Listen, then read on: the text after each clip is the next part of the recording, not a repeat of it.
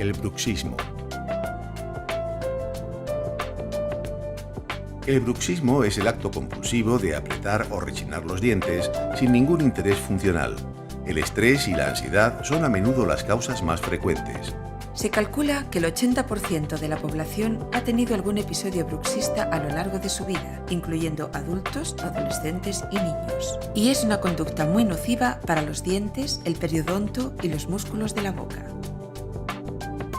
Existen dos tipos de movimientos bruxistas, el apretamiento y el rechinamiento, siendo este último el más dañino. La manifestación más común del bruxismo es el desgaste de los dientes.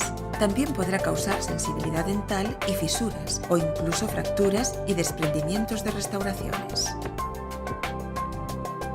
Además, puede producir la pérdida de anclaje de los dientes.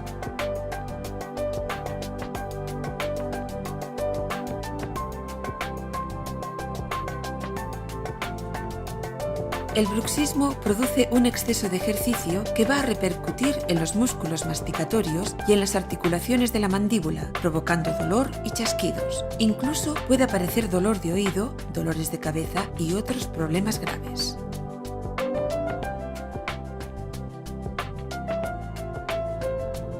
El bruxismo puede ser diurno o nocturno, siendo este último el más frecuente y que a menudo pasa desapercibido.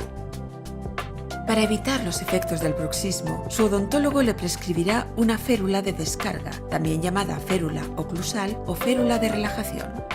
La férula es un aparato generalmente de resina transparente que se interpone entre los dientes. La férula mejorará la posición de la mandíbula, evitará el desgaste y las fracturas dentales y relajará los músculos masticatorios. También protegerá a las carillas, coronas y puentes. Sin duda, la férula es el tratamiento dental más conveniente ante el bruxismo, ya que ofrece excelentes resultados a medio y largo plazo.